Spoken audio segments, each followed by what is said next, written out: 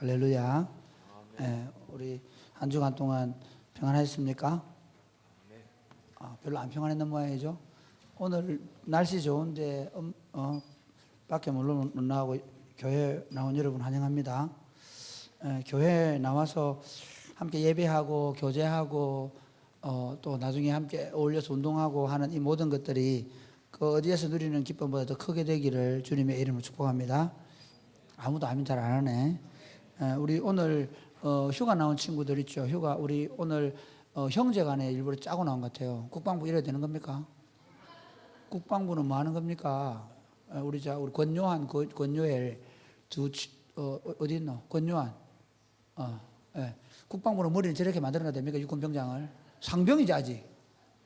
상병 머리가 저래야 되나? 자 우리 또 권요한 권요엘이 되네. 권요엘 일어나봐. 그래 일어나 보지. 권요 일어나봐. 또 휴가 누가 나왔노? 휴가? 도다운. 다운이 군대 안 간 줄 알았다. 미안. 도다운 미안. 다운이. 또 누구? 없어? 우리 친구들 박수 한번 하겠습니다. 그래요. 고맙습니다. 또 이번 주 생일이 누구였지? 참범이. 주참범 일어나세요. 참범이 또 아직 멀었다. 또 없나? 그래. 수연이 또 두 명? 다윗. 왜 다윗 왜? 지난주 했다고 벌써. 했대. 자, 우리 축하나 박수. 우리 다윗 씨네는 아기 나올 언제? 8월에. 지난주에 우리 그 예령이네 집에 권정훈 집사님 집에 아기를 낳았어요. 둘째 아기를 낳았는데 여러분 2부 예배드린 예령이는 알죠? 예령이 모르나 아직? 하여튼 거기도 숨을 준비해 줘야 돼요. 왜냐면 우리가 다 같은 공동체니까. 알겠죠? 그래. 여러분 지난 한 주간 어떠셨어요? 저는 지난 한 주간 굉장히 가슴 벅찬 시간을 보냈습니다. 특별히 남과 북의 정상들이 만날 것에 기대감으로 보냈고요. 남북 정상회담이 열릴 때 제가 이제 스마트폰으로 그걸 보면서 운전해 왔습니다. 제가 그 정도입니다. 교통수행이 안 잡혔습니다. 정말 그 보는데 가슴이 뛰더라고요. 왜냐하면 내가 스마트폰 잘 이렇게 적어도 내비게이션으로 사용하지 않으면 보는 게 아닌데 그 시간에 축구하고 딱 그 씻으러 가는 그 사이 어쩔 수 없이 봤는데, 정말 제가 역사적인 건 뭐냐면 이렇게 잖아요. 이렇게 둘이 딱 서 있다가 했죠. 문재인, 김정은 둘이 딱 서 있다가 어떻게 합니까? 두 분 정상이 딱 손을 잡잖아요. 그래, 이게 오는 길이 멀었다면서 뭐 이렇게 얘기하잖아요. 잘 왔다 얘기하고 그러더니 둘이 막 얘기하더만은 넘어오시죠. 그래 넘어가잖아요. 보셨어요? 그러더니 또 어떻게 둘이 이렇게 탁 넘어오는데. 이거구나. 완전히 퍼포먼스였어요. 퍼포먼스. 제가 볼 때는 굉장한 퍼포먼스였어요. 우리 둘이 손을 잡고 남과 북이 하나가 되어 같이 걸어가자는 거죠. 하나님께서 우리 민족 가운데 새로운 일을 행하실 줄로 믿습니다.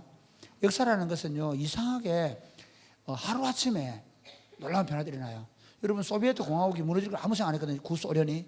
그런데 고르바초프라는 사람이 나타나서 소련에 있는 소련 연방이 해체되는 걸 우리가 눈으로 본 세대거든요. 역사라는 것은요, 어떤 한 사람의 결단, 어떤 지도자들의 생각에 따라 너무나 다른 거예요. 유시민 씨가 그런 얘기 해놨더라고요.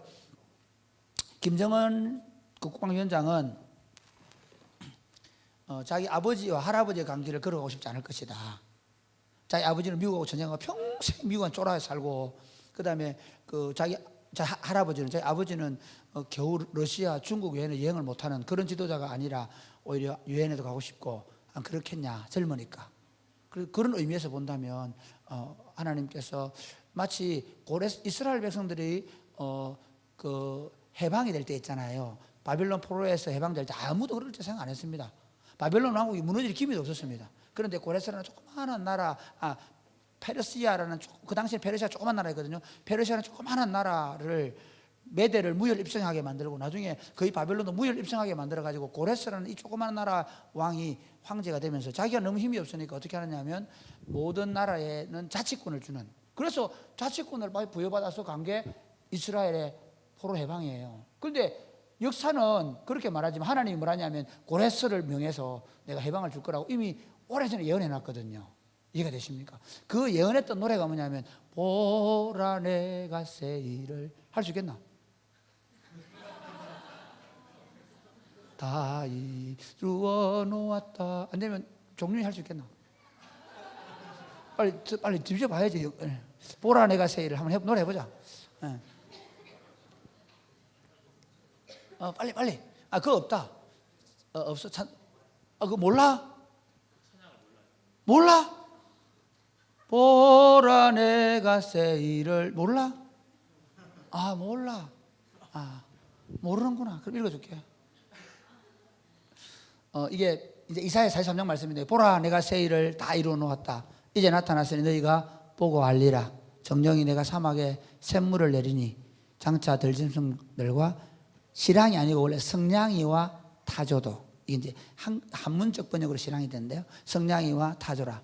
나를 종용할 것은 광야의 샘물을 사막의 강물을 내 백성에게 주리라. 내가 택한 백성으로 마시게 할 것이라. 나의 택한 자들로 마시게 할 것이라. 이게 무슨 말이냐면요, 결국은 이스라엘 백성들이 바벨론 포로에서 그 광야의 길을 내고 다시 돌아오게 될 것에 대한 얘기. 이러면 참 놀라운 거. 제가 이 설교를 준비하면서 그런 생각이 들더라고요. 우리나라가 1948년도에 정전협정이 맺어지고 70년이 지나서 2018년도에 이제 남과 북의 정상이 맞다. 그 자리에서 만나서 사실은 두 나라가 정전협정은 1953년도에 맺어지고 그 전에 1948년도에 두 국가가 생기잖아요. 어쨌든 실제로 인정하지 않던 간에 대한민국 정부가 수립되고 북한도 정부가 수립되면서 두 나라가 되었는데 70년 만에 두 정상이 만나서 평화의 길에 대해 얘기하고 정전협정을 맺고 계속해서 사실 전쟁 상태에 있었거든요. 이제 그 전쟁을 종결하겠다는 의지를 보여준 것은 두 사람의 얘기가 아니라 하나님의 일이라고 확신합니다. 할렐루야. 이런 시대적인 눈을 뜰 수 있게 되기를 주님의 이름 축복합니다. 우리 경규가 기도한 대로 통일 한국을 이루고 선교 한국의 세대를 우리가 살아내면서 어떻게 이 시대 가운데 여러분 젊은이들이 생각해야 됩니다. 이제 어떻게 우리가 통일 시대를 준비할 것인가. 사실은요, 우리가 그냥 근거님 어디 회사 다니고 어디 뭘 하고 이게 아니고요, 이제 우리 한 사람 한 사람이 통일된 민족의 주체 세력이 되어서 어떻게 이 땅 가운데 하나님의 사랑을 편만하게 선포하고 정의와 공법이 물같이 흐르는 세상을 만들어 갈 것인가에 대한 고민과 기대를 가지고 살아가야 될 줄로 믿습니다. 믿습니다. 여러분은 꼭 이렇게 해야 됩니까? 그런데요, 오늘 본문의 말씀도 사실은 새로운 시대에 대한 예고입니다. 오늘의 본문의 말씀이 뭔가 하면 이런 겁니다. 예수님이 오셨어요. 예수님이 오셔서 새로운 시대를 여는데 그 백성들이 그 새로운 시대를 얘기를 못하는 거예요. 그 시대를 보는 눈이 없는 거예요. 예수님께서 그래서 그 시대를 지금 새로운 시대가 열리고 있다는 말씀을 이렇게 하십니다. 내가 불을 세상에 던지러 왔다. 내가 땅에 불을 던지러 왔다고 얘기합니다. 이게 무슨 말이냐면 이제부터 내가 이 불을 던져가지고 이 불이 온 나라와 민족과 열방으로 확장되게 될 것이다. 그런 시대가 도래했다. 이렇게 말하는 거예요. 이 말이 무슨 말인가 하면 결국은 이 하나님의 나라가 이 땅 가운데 임해가지고 그 하나님의 나라가 어떻게 예루살렘과 유대와 사마리아와 땅끝으로 점점 마치 불길이 쫙 퍼져가듯이 퍼져가게 될 것이다 하는 약속의 말씀이 있는 거예요. 그러면서 이렇게 얘기합니다. 이 불이 땅에 떨어지면 어떤 일이 벌어지냐면 화평이 일어나는 게 아니라 분열이 나게 되고 분쟁하게 될 것이다. 심지어 한 가족 안에도 서로 분쟁하게 될 것이다. 아빠와 아들이, 엄마와 딸이, 시어머니와 며느리가 서로 분쟁하게 될 것이다. 그러면서 이렇게 얘기합니다. 너희가 이 시대를 분별해야 된다. 분간해야 된다. 시대를 분별해라. 그리고 스스로 너희가 무엇이 옳은가를 판단해라. 그렇지 않으면 너희가 심판의 때에 멸망을 받게 될 것이다 하는 것이 오늘 본문의 내용입니다. 오늘 제가 본문의 내용을 가지고 예수님의 마음이라고 설교 제목을 정했습니다. 이런 마음이라는 것도 여러 마음이 있죠. 지금 마음 상태 어때요? 그래. 수연이 지금 마음 상태 어때요? 네. 지금 마음 상태. 지금요? 잘 모르겠어요. 잘 모르겠 자기 마음을. 경형이는 지금 마음 상태 어때요? 기쁘고 행복합니다. 기쁘고 행복합니까? 그래, 좋아요. 자, 시험 친 친구 한번 물어볼까? 누구? 자, 대학 1학년 왔는데 이제 희선이 대학 1학년 와서 지금 마음 상태 어때요? 재밌어요. 재밌어요. 보세요. 마음이라는 게요. 이게 주님의 마음이라고 설교 제목을 정했지만 마음은 여러 형태로 나타날 수 있잖아요. 그렇죠? 지금 주님의 마음의 상태가 어떠냐면요. 답답해서 가슴을 치고 있는 모습이에요. 오늘 이 본문의 내용이. 이해가 되십니까? 언제 답답해 하시는 줄 아십니까? 여러분이 사춘기 때 엄마 말이라고는 계속 엄마 말과 반대로 행동할 때. 장윤선 그런 데 있었어요? 없었습니까? 솔직하게. 엄마의 가슴을 답답하게 만들어준 게 있었습니까? 없었습니까? 있어요. 없었다고? 있었다고 얘기 안 해요. 알긴 안 해요. 여러분 예수님의 마음이 뭐냐면요, 너무 답답한 거예요. 왜냐하면 지금 불을 던지러 왔는데 아직 이 불이 붙지 않은 거예요. 그리고 이 시대 사람들이 지금 예수님이 왜 오셨는지 무엇을 하려고 하는지 들으려고 하지 않은 거예요. 그래서 너무너무 답답해가지고 답답해서 가슴을 치고 있는, 그래서 부제를 이렇게 정했어요. 예수님의 마음, 이게 제목이고요. 부제, 여러분 제목을 듣고 나서 부제를 가지고 여러분 그리셔야 돼요. 시작. 답답해 하시며 가슴을 치고 계시는 예수님을 보라. 오늘 이 설교를 들으면서 여러분이 뭘 봐야 된다고요? 답답해 하면서, 우리 보고 답답해 하시면서 가슴을 치고 계시는 예수님을 그려보셔야 돼요. 아시겠죠? 오늘 본문에서 예수님의 마음 첫 번째는 뭔가 하면 이겁니다. 예수님께서 이 불이 붙기를 원하는 마음을 가지고 계세요. 그러니까 불이 붙기를 원하는 마음을 가지고 계시는데 아직 불이 붙지 않아서 답답해 하시는 예수님의 마음이라는 거죠. 오늘 여러분 한번 보실까요? 49절 50절 시작.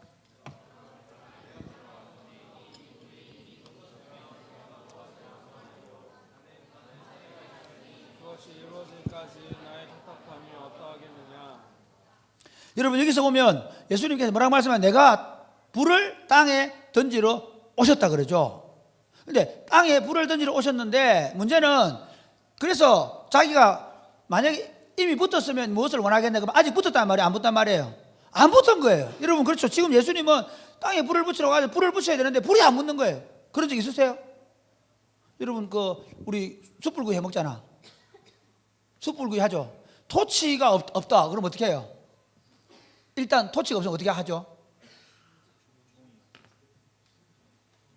숯을 놔놓고 나무를 놔두고 그 다음에 어떻게 해? 신문지에다가 불을 붙이죠. 그리고 이렇게 하잖아요. 근데 그거 안 붙으면 어떻게 하죠?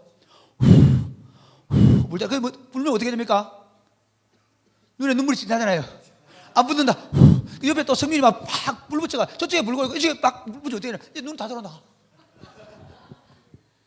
지금 예수님의 마음은 뭐냐면요, 불을 붙이고 싶은데 불이 안 붙는 거야. 불이 안 붙어. 왜 안 붙었냐? 아직은 불이 붙을 시기가 아니라는 거예요. 어떻게 불이 붙느냐? 50절 말씀 다시 50절 시작.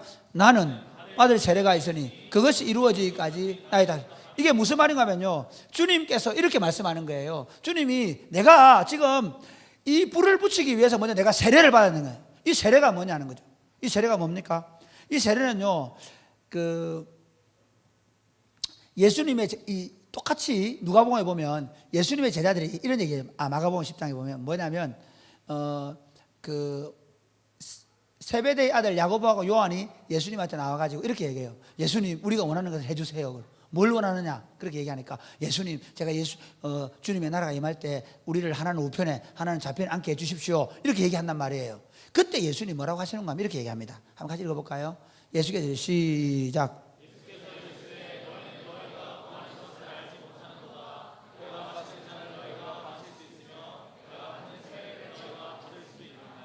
여기서 말하는 너희가 구하는 알지, 지금 주님의 우편에 앉고 좌편에 앉으려면 어떻게 돼요? 된다고 얘기해요. 너희가 내가 마시는 잔을 마셔야 된다 얘기해요. 여러분 예수님이 마시는 잔이 뭐예요?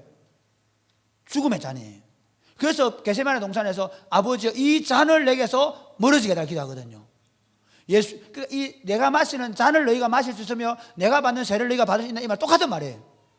두 가지가, 이 헬라어는요 조금 다르게 말하면서 강조를 하거든요. 예수님께서 십자가에 죽어야 된다는 거예요. 예수님이 십자가에 죽는 것을 보고 내가 받을 세례라는 거예요. 내가 받을 세례가 내가 아직 그 세례를 안 받아서 내가 뭐하다? 답답하다 그래요. 왜? 예수님이 세례를 받고 나면 그때 하늘로부터 불이 임하는 거예요. 예수님이 죽음의 세례, 십자가를 지는 세례를 받고 나면 어떻게 하냐면 하나님이 그를 부활시키시고 그리고 부활시킨 다음에 어떻게 하늘에 올라가게 하시고 하늘에 올라가면서 뭐가 하늘로부터 진짜 불이 떨어져요. 사도행전 2장 1절의 사절 한번 보실래요? 같이 사도행전 2장 1절에서 4절 시작.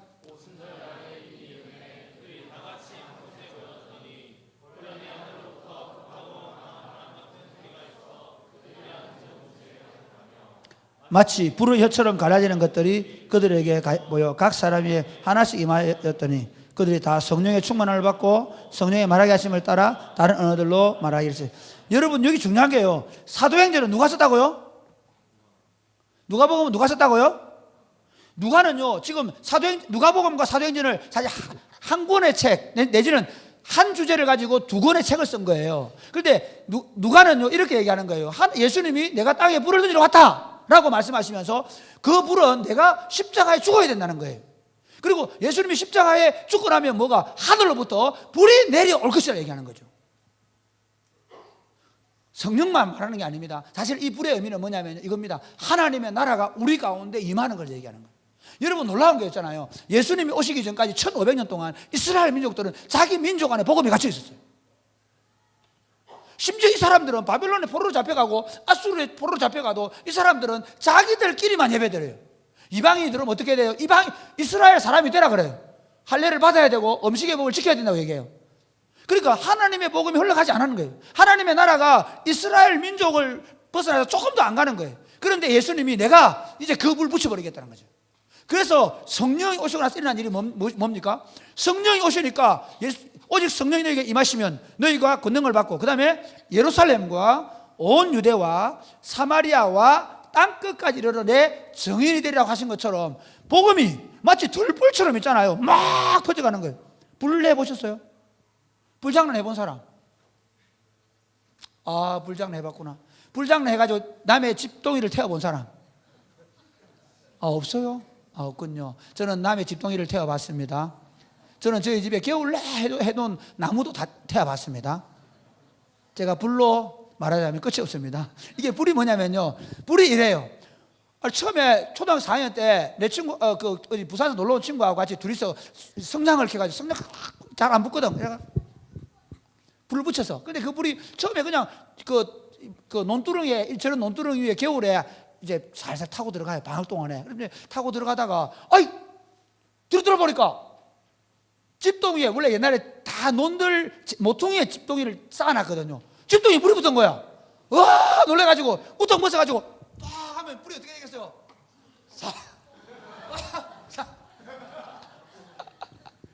그래가지고 불이 확 붙어버렸어요.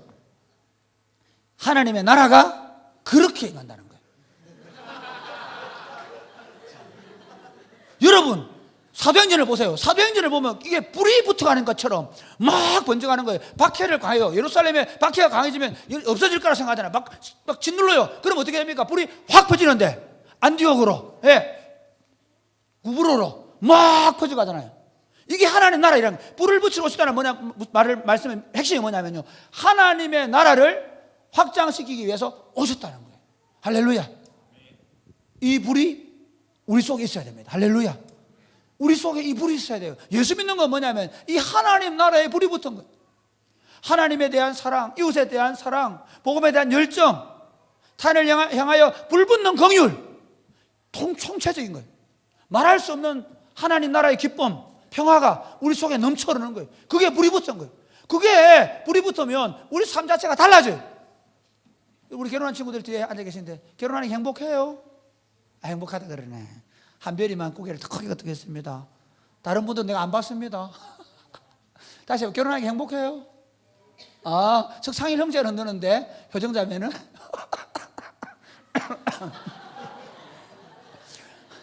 여러분 사실은요 우리 가정도 마찬가지예요. 하나님 나라에 불이 붙지 않으면 냉랭해져 버립니다. 아무리 부부가 결혼해서 살아가지만 그게 뜻과 마음이 일치가 되지 않으면 하나님 나라에 불이 붙지 않으면 그게 냉랭해지게 되어 있습니다.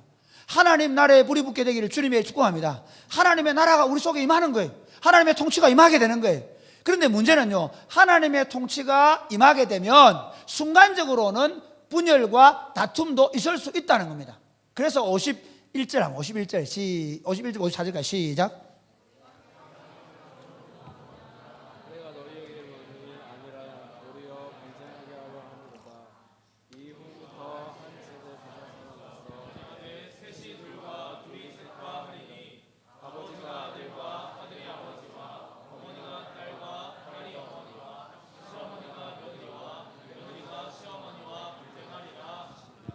여러분 지금 만약에 불이 한 사람에 붙잖아요. 그럼 어떻게 되냐면 그 안에 다툼이 난다는 거예요. 그러니까 엄마 아빠가 이렇게 좀 잘 지내다가도 한 사람이 예수를 믿게 되면 그때 어떤 일이 벌어지느냐면 그 안에 갈등 구조가 잠시 생길 수 있어요. 저도 제가 처음 예수를 믿었을 때 우리 집에 갈등 구조가 생겼어요. 우리 어머니가 어떻게 하냐면 어머니가 계속 교회는 못 나가게 하는 거죠. 심지어 여러분 우리 그러니까 저하고는 우리 아버지 사촌이니까 작은 오촌 당숙된 어른이 교회 못 가게 하는 거예요. 우리 집안은 예수 믿는 사람 없다. 우리 집안 예수 믿는 사람 없다. 교회 가면 안 된다. 이렇게 했어요. 그래서 그분이 술을 먹고 저를 만나게 되면요, 저한테 교회 가지 말라고 얘기를 많이 했어요. 그런데 나중에 그분이 예수 믿고 돌아가셨어요. 그분의 손자가 구웅이에요. 네. 보세요. 그렇게 예수 믿으면 안 된다고 이렇게 얘기했는데 그 손자께서 내한테 와서 지금 배우고 있다는 거죠. 하나님의 나라가 처음에는 박해를 받아요. 분열이 생겨요. 그러나 분열이 목표가 아닙니다. 하나님은 절대로 분열이 목표가 아닙니다. 화평케 하십니다. 하나님의 나라가 도래하면 여러분, 하나님의 나라가 도래하면 어떤 일이 벌어지냐면요, 그 안에 진정한 기쁨과 평화가 있고 의로 충만하게 됩니다. 그런데 문제는 사탄은 원하지 않는 거예요. 마귀는 원하지 않아요. 그러니까 어떻게 하느냐 하면 에덴 동산에서 하나님과 사람 사이를 이간시키죠. 분열하게 만들죠. 그러면서 어떻게 됩니까?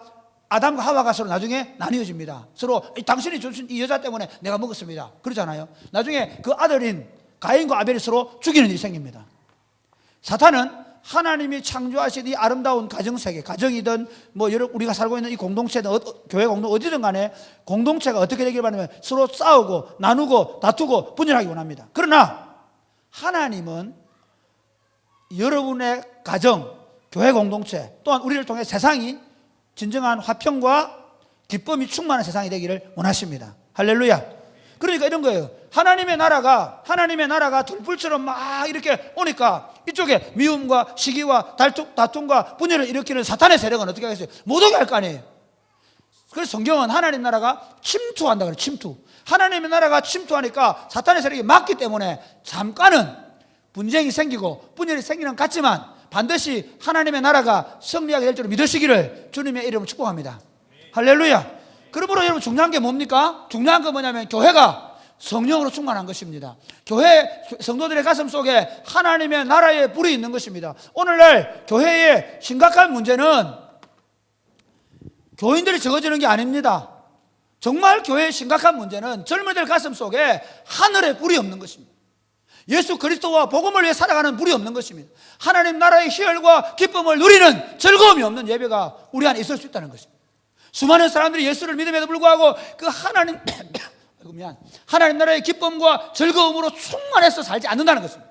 사랑하는 여러분, 여러분이 불을 구할 수 있게 되기를 주님의 이름 축복합니다. 여러분의 가정에 하나님의 불이 떨어지기를 바랍니다. 두 사람이 뜨겁게 사랑하는 거예요. 하나님 나라가 우리 안에 임하면 가장 먼저 일어나는 게 이런 겁니다. 하나님의 나라, 마귀가 해놓은 짓이 뭔가 하면 이겁니다. 부부간에도 남편은 아내를 뭐 하려고 하고 누르려고 하고. 그래서 여러분 우리 옛날에 장가가면 심지어 목사님들이 전사님 보고 밥상 2번 엎었나 물어봐요.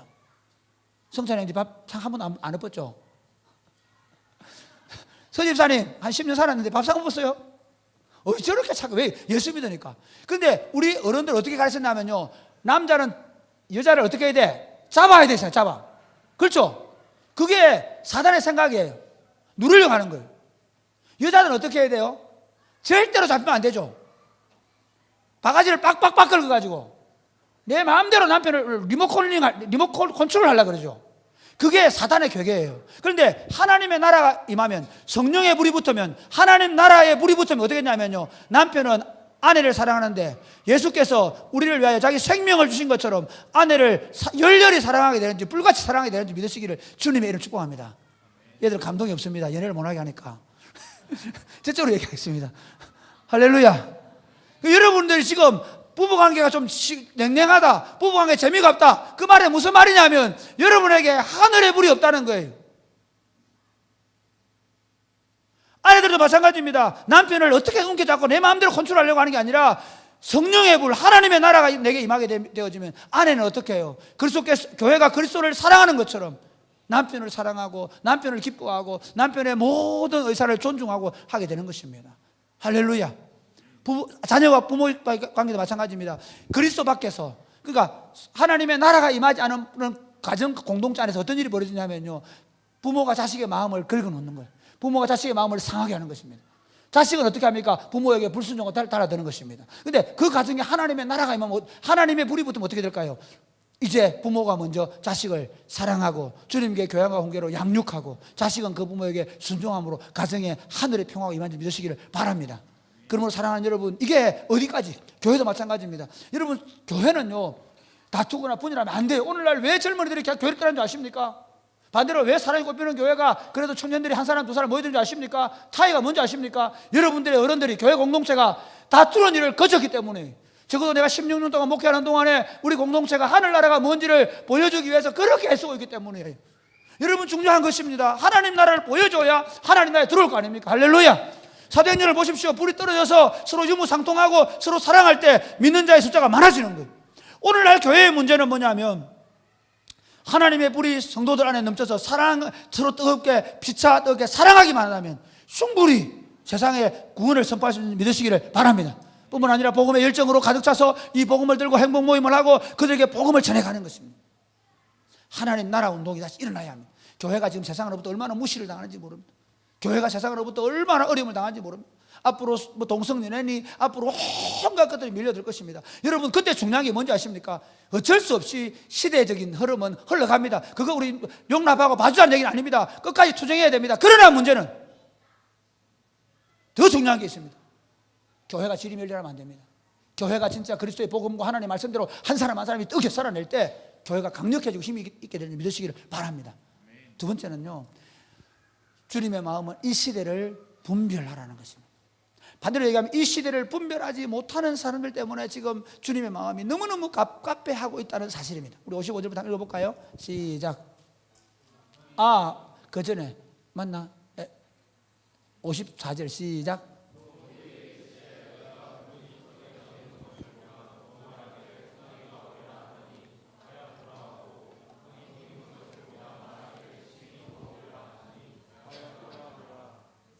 그 다음에 시작.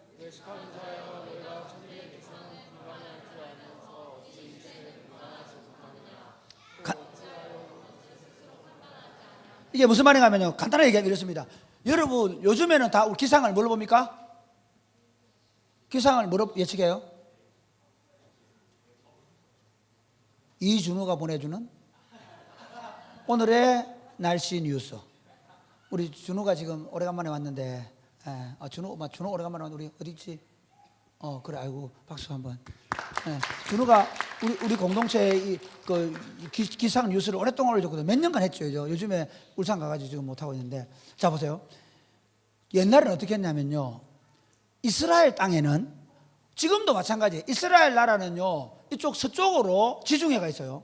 지중해가 있는데 그 지중해에서 구름이 쫙 올라오면, 야, 소나기 온다, 피해라 그래요. 어디에 나오느냐면요, 성경에 엘리야가 3년 6개월 동안 그 땅에 비가 안 왔잖아요. 하나님의 징계로. 그래서 하나님께서 이제 갈멜산에서 바알과 아세라와 대결하게 만들고, 그리고 난 비를 주겠다 약속해요. 그러니까 엘리야가 어디 가서 기도하냐면 갈멜산 꼭대기 가서 기도를 해요. 그 갈멜산 꼭대기에서 기도하면서 자기는 기도하고 종은 어디로 보내요? 산 꼭대기 올라가가지고 어디로 바라고 얘기해요? 바다 쪽을 바라 그래요. 그 바다가 지중해예요. 지중해 쪽을 바라보고 있으라는 거예요. 갔다 오고 나서 아무 일 없습니다. 갔다 오고 나서 아무 일 없습니다. 그러는데 7번째 뭐라 하느냐면, 바다에서 손바닥만한 구름이 오릅니다. 그렇게 얘기하잖아. 그러니까 뭐라, 야, 빨리 피해라, 지금 비 온다 그러거든. 바로 그 말이에요. 너희가 서쪽에서 바람이 불면, 서쪽에서 구름이 일어나면 소나기가 온다고 하거니와. 이렇게 무슨 말이냐면요, 반드시 지중해에서 구름이 뜨면 팔레스타인 땅에서는 비가 오는 거야. 이해가 됩니까? 그 다음에 남쪽에서 바람이 불면 오늘 날씨가 뜨거울 것이라고 얘기한다. 그게 무슨 말이냐면요, 우리 교회는 그 성령 강림절을 맥주 감수절 지켜요. 왜냐하면요, 이게 놀라운 거예요. 어떻게 하느냐면요, 6월절이 되고 나면, 6월절 지나고 3일이 되면 초실절이 돼요. 그때 예수님이 부활하신 날이거든요. 초실절 날 이스라엘 백성들이 밀 이삭을 베가지고 하나님 앞에 흔들어요. 그 밀 이삭은요, 지금 아직 푸르요. 근데 땡글땡글해요. 뭐가? 물이 차가지고 밀 이삭이 땡글땡글할 때 흔들어요. 첫 번째 흔들 때는 어디를 보고 흔드냐면요, 북서쪽을 흔들어요. 북서쪽을 보고 흔드는데 왜 그쪽을 흔드냐면요, 마지막 비를 달라는 거예요. 서쪽은 비가 오는 곳이거든요. 그래서 하나님 서쪽을 향해 흔들면서 이렇게 하나님 비를 주세요. 제사장이 기도를 해요. 그러면요 일주일 동안 비가 오는데 얼마나 오느냐면요 마른 건천이 강이 돼버려요. 그만큼 비가 와야 되거든요. 비가 많이 와요. 그리고 6주 동안 어떻게 하냐면요 남동쪽을 향해 흔들어요. 비 오면 안 됩니다. 그러면 물을 흡족히 마신 식물이 햇볕을 쨍쨍 받으면서 그때 어떻게 밀리 싹이 땡글땡글 이제는 염으로 가는 거죠.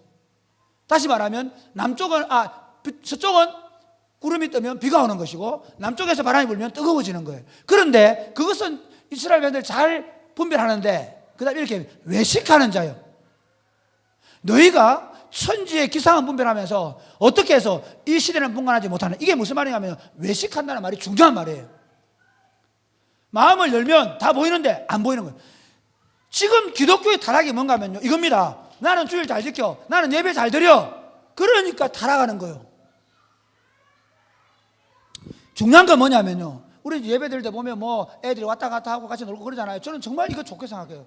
예배 시간에 문 꽉 닫아놓고 꼼짝 못하게 해놔놓고 그래 예배 드려보면 예배가 지겨운 거, 예배 재미가 없어. 그래서 여러분 너무 피곤하고 일어서도 됩니다. 알겠죠? 춤을 춰도 됩니다. 같이. 지금 이스라엘의 문제는 외식의 문제예요. 이렇게 하는 거예요. 안식일을 잘 지켜요. 안식일 날 예배 드리고 잘해요. 안식일 날 물건 안 옮겨요. 그런데 문제가 뭔지 아십니까? 안식일 날의 진짜 목적은 뭐냐면 안식하라는 거예요. 이스라엘 백성들이 이렇게 안식일을 잘 지킨다고 뭐는 가져가면 안 되고 뭐는 하면 안 되고 뭐는 하면 안 되고 이러고 막 규정을 많이 만들어놨어요. 그런데 하나님이 진짜 이스라엘 백성에게 주고 싶은 건 뭐냐면요 애굽에서 종살이하면서 죽도록 고생했거든. 이제부터 너희는 자유자다. 그 땅에 들어가면 너희들은 자유인이 되어서 행복해야 된다. 그런데 농사를 안 지을 수는 없잖아요. 일을 안 할 수는 없잖아요. 근데 일주일에 한 번은 쉬면서 푹 쉬면서 자유하면서 너만 아니라 너 아내나 너 아들이나 딸이나 남종이나 여종이나 집에 있는 짐승들까지도 엄매 주인님이 안식을 지키니까 나도 편안하네 할렐루야 엄매 그러면서 양들이 오 할렐루야 오늘은 안식일이야 나 일 안 해도 돼 이러면서 막 그 땅에 안식이 선포되는 게 안식일의 의미인데 그들은 안식일을 가지고 사람들 얽어맸어요. 뭐 하면 안 된다 뭐 하면 안 된다 참 얽어맸단 말이에요. 11조 마찬가지예요. 11조 해라 11조 해라 박하에 회향에 11조 종목을 만들어놓고 막 해라고만 얘기했어요. 그래서 그들은요 얼마나 열심히 11조 했는지 몰라요. 그런데 11조 의미가 뭐예요? 모든 만물의 주인이 하나님이시라는 거예요. 11조 하는 것보다 중요한 게 뭐냐면요 모든 만물의 주인이 하나님이시라는 거예요. 그래서 내가 어렵고 힘들고 가난해져도 어떻게 해요? 하나님께서 나에게 먹을 것, 입을 것, 주실 것이라는 믿는 믿음을 그 헌금을 통하여 갖는 것이죠. 뿐만 아니라 내가 넘쳐날 때 그 넘쳐난 가지고 어떻게 이번에 한진그룹에 있는 그 사람들처럼 갑질하고 그게 아니고 넘쳐날 때 어떻게 이웃을 위하여 내 거 아닙니까? 나누어주고 베풀고 섬기면서 경제 정의를 이루어가는 거예요. 이거는 강제로 이루면 안 됩니다. 강제로 이루면 안 됩니다. 그건 공산주의예요. 그게 아니고 기독교는 뭐냐면 자발적인 마음으로 나누어주는 거예요. 그들은 11조를 하면서도 가난한 자들과 약한 자들에 대하여 마음을 쓰지 않았다는 거죠. 그게 문제라는 거예요.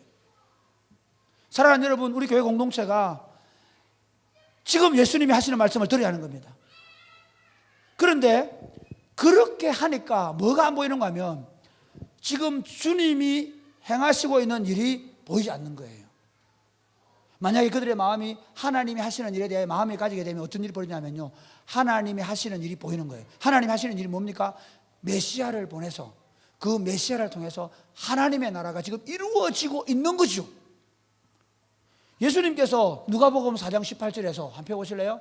여러분 영상 누가복음 4장 18절에서 시작. 주의 성령이 내게 임하셨으니 이는 가난한 자에게 복음을 전하게 하시려고 내게 기름을 부으시고 나를 보내사 포로된 자에게 자유를 눈먼 자에게 다시 보게 함을 전파하며 눌린 자를 자유롭게 하고 주의 은혜를 전파하게 하려 하심이라. 이렇게 되어 있거든요.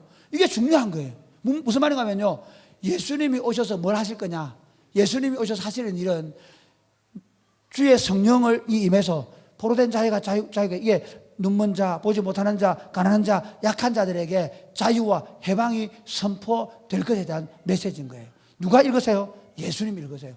예수님이 지금 주님의 시대가 도래했다는 것을 말씀하시는 거죠. 그분의 가르침을 듣고 나서 사람들은 이야 어메이징 놀랍다 그랬거든요. 그런데 정작 바리새인들과 서기관들은 예수님을 못 알아봤단 말이에요. 예수님께서 가난한 자들과 병자들과 귀신들에게 귀신을 쫓아내시고 병을 고쳐내실 때 이분이 바로 메시아구나 알아야 되는데 몰랐단 말이에요. 그게 너희가 지금 이 시대를 분별하지 못한다는 메시지죠. 그것 때문에 답답해 하시는 거예요. 다 말씀하시고 다 보여줘도 보지 못하는 거죠. 여러분 그럴 수 있잖아요. 아무리 얘기해. 여러분 실제로 그런 경우 많아요. 사춘기 때 보면요, 우리 청년들 보면 엄마 아빠가 아무리 잘해줘도 누구를 따라가요? 집 나가자는 친구의 게임에 따라가요. 안 해보셨어요?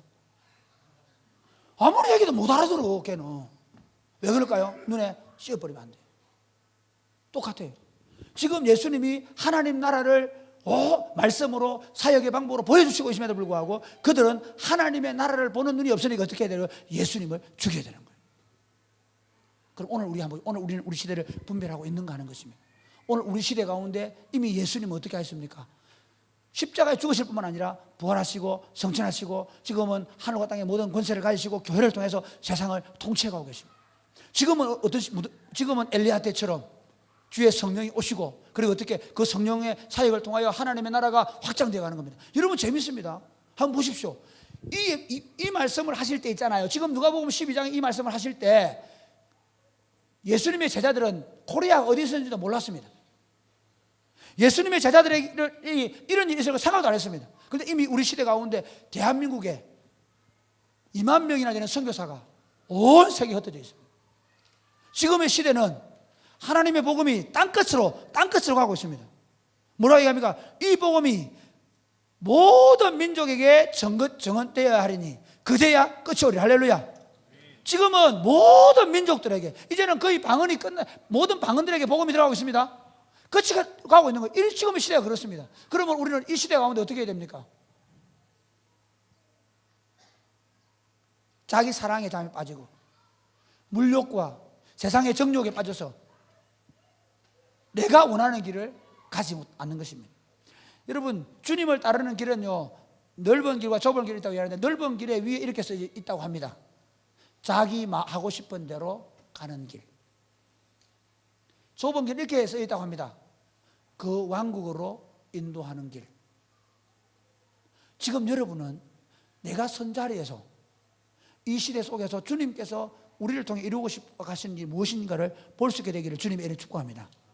우리 공동체 안에서 이루어지고 있는 하나님의 나라 운동을 우리가 어떻게 볼 것인가를 결정하셔야 합니다. 그리고 어떻게 내가 이 하나님 나라 운동에 동참하게 될 것인가를 생각할 수 있게 되기를 주님의 이름으로 축복합니다.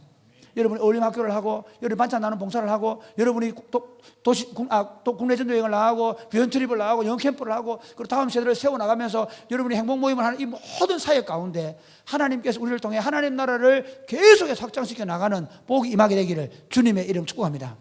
마지막으로 그 다음 이제 56절 50 몇 절이고 57절 시작.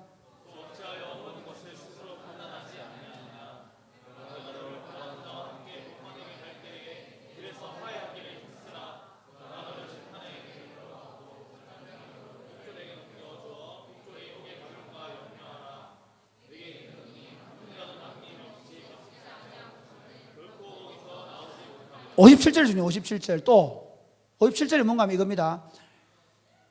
어찌하여 옳은 것을 스스로 판단하는 시간이 없기 때문에 간단히 얘기할게요. 지금 이 무리들은 눈먼 바리새인들이 이끌어가는 대로 가는 거예요. 뭐라고 얘기하면 스스로 옳은 것을 판단하라는 겁니다. 여러분 중요합니다. 내가 물론 가르치는 자가 더 많이 심판받을 것입니다. 그렇기 때문에 누구든지 가르치려고 하지 말아야 합니다.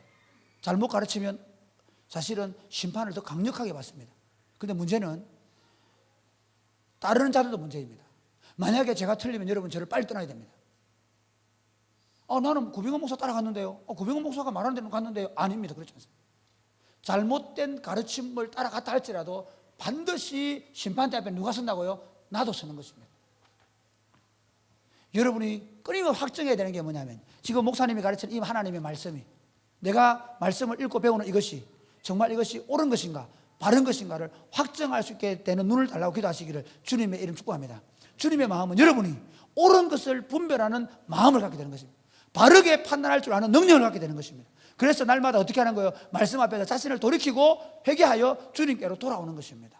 사랑하는 여러분이 여러분의 삶이 날마다 옳은 것을 바르게 판단해서 그 하나님의 말씀으로 돌아오게 되기를 주님의 이름 축복합니다. 어떤 사람이 이렇게 생각합니다. 아이고 뭐 나 다음에 하지 뭐 지금 내 돈 좀 벌어놓고 내 좀 할 줄 해놓고 안 그렇지 않습니다. 왜냐하면 이렇게 얘기합니다. 너희가 그 다음 이 비유 구절은 이겁니다. 너희가 누가 너를 잡아가지고 재판장에 끌고 갈 때 그 끌고 갈 때에 화해해라.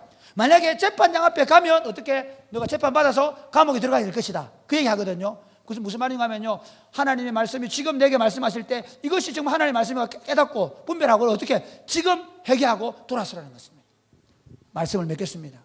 사랑하는 여러분, 저는 저와 여러분 우리 공동체가 하나님 나라의 불이 더 붙게 되기를 바랍니다.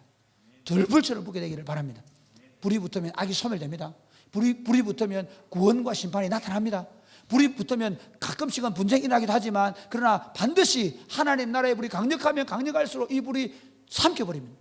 여러분 조나단 에드워드와 그 다음에 에반 로버츠의 시대에 그 강력한 부흥운동이 일어났을 때를 보면 참 재밌는 게 뭐냐면 이런 겁니다. 시대가 어려웠습니다.